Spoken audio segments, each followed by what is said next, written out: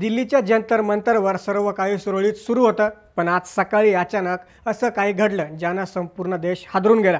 जंतर मंतरवर अचानक प्रचंड मोठा गोंधळ उडाला।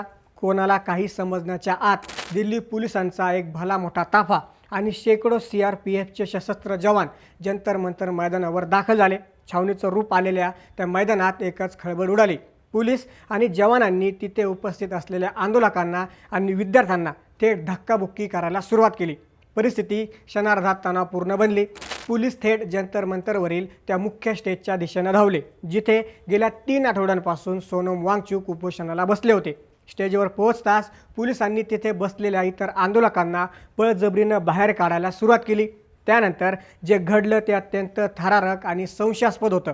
स्टेजवर नक्की काय चालू आहे, पोलीस सोनम वांगचुक यांच्यासोबत काय करत आहेत, हे बाहेर उभे असलेल्या कोणालाही दिसू नये म्हणून पोलिसांनी तातडीने मोठमोठी पांढरी कापड आणून संपूर्ण स्टेज चारी बाजूंनी झाकून टाकलं।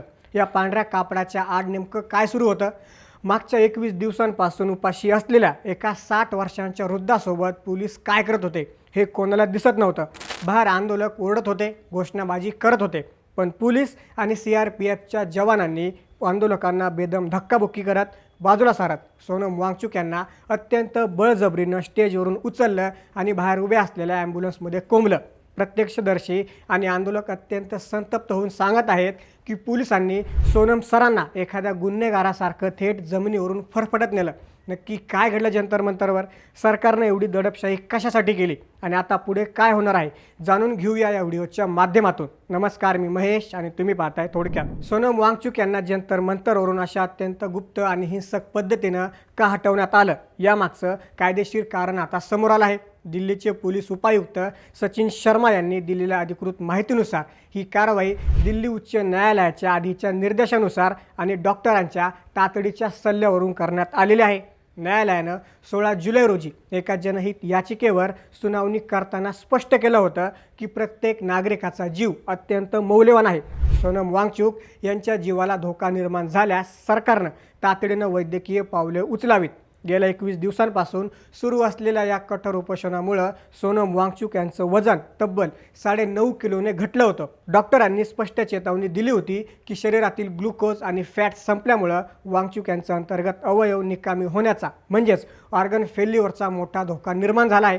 न्यायालयाच्या याच आदेशाचा आधार घेत पोलिसांनी आज सकाळी हे संपूर्ण आंदोलन बळाचा वापर करून मोडीत काढलं आणि वांगचुक यांना सफदरजंग रुग्णालयात दाखल केलं।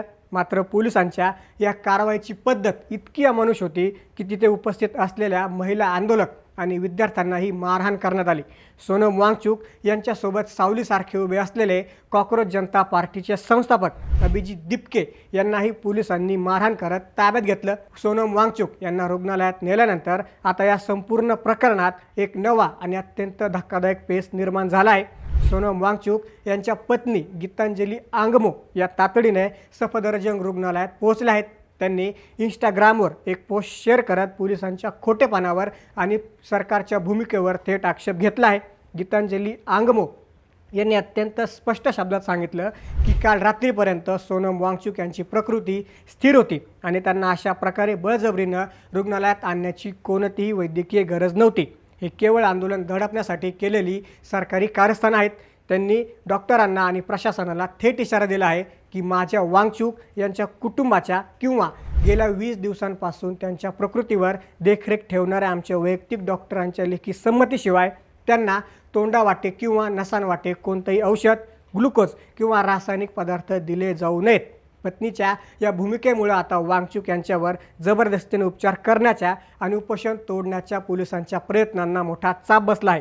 दुसरीकडे वांगचुक यांना रुग्णालयात डांबून आंदोलन दडपण्याचा प्रयत्न फसला आहे, कारण जंतर मंतरवरून सुटल्यानंतर कॉकरोच जनता पार्टीचे संस्थापक अभिजीत दिपके पुन्हा एकदा आंदोलनस्थळी पोहोचले असून त्यांनी थेट पंतप्रधान नरेंद्र मोदी यांच्यावर सडकून टीका केली आहे।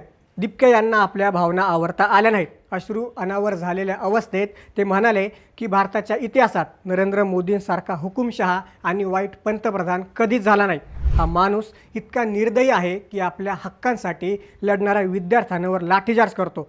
20हून अधिक विद्यार्थ्यांचा नीट परीक्षा घोटाळ्यामध्ये आणि मानसिक त्रासामुळे मृत्यू झाला। पण हे सरकार गुन्हेगारांवर कारवाई करण्याऐवजी शिक्षण मंत्री धर्मेंद्र प्रधान यांना वाचवण्यासाठी एका 7 वर्षांच्या देशप्रेमी सामाजिक कार्यकर्त्याला रस्त्यावरून एखाद्या अतिरेकासारखं फरफटत नेलं. नरेंद्र मोदी या देशाचे पंतप्रधान असणं ही आपल्या सर्वांसाठी शर्मेची गोष्ट आहे. आजवर फक्त शिक्षण मंत्र्यांच्या राजीनाम्याची मागणी करणारे आंदोलक आता थेट पंतप्रधानांच्या राजीनाम्याची मागणी करत आक्रमक झाले आहेत. अभिजित दिपके यांनी स्वतः आजपासून जंतर मंतरवर आमरण उपोषण सुरू करण्याची अधिकृत घोषणा केली आहे. तर दुसरीकडे नेहा, अमीन आणि मनीष हे विद्यार्थी पोलिसांच्या लाठी हल्ल्यानंतरही उपोषणावर ठाम आहेत. यातील नेहाची प्रकृती कमालीची खालावली असून तिला रुग्णालयात दाखल करण्याचा सल्ला देण्यात आलेला आहे. पण विद्यार्थ्यांनी तिथून हलण्यास स्पष्टपणे नकार दिलेला आहे. पोलिसांच्या या दडपशाहीनं आंदोलनाची आग आता देशभरात पसरली आहे. पोलिसांनी पांढरी कापडं लावून बळाचा वापर करून सोनम वांगचुक यांचं शरीर जंतर मंतरवरून हटवलं असेल, पण त्यांनी पेटवलेली न्यायाची ठिणगी आता संपूर्ण देशातील विद्यार्थ्यांच्या मनात पसरलेली आहे. आंदोलकांनी स्पष्ट केलं आहे की 20 जुलैचा संसदेवरील मोर्चा कोणत्याही परिस्थितीमध्ये निघणारच. जर आज देशातील तरुण आणि जनता आपल्या हक्कांसाठी घरातून बाहेर पडली नाही तर या देशाचं भविष्य कधीच सुधारणार नाही, असा इशारा आता आंदोलकांनी दिला आहे. या बळाच्या जोरावर दडपलेल्या आंदोलनामुळे आता दिल्लीतील राजकीय आणि सामाजिक वातावरण पूर्णपणे पेटलं असून संपूर्ण देशाचं लक्ष 20 जुलैच्या मोर्चाकडे लागलं आहे. या दडपशाहीबद्दल आणि केंद्र सरकारच्या अशा भूमिकेबद्दल तुम्हाला काय वाटतं? सोनम वांगचुक यांच्यासोबत झालेल्या या वागणुकीला नक्की कोण जबाबदार आहे? आम्हाला कमेंट्समध्ये नक्की सांगा. तशाच घडामोडींसाठी थोडक्यातला नक्की सबस्क्राईब करा.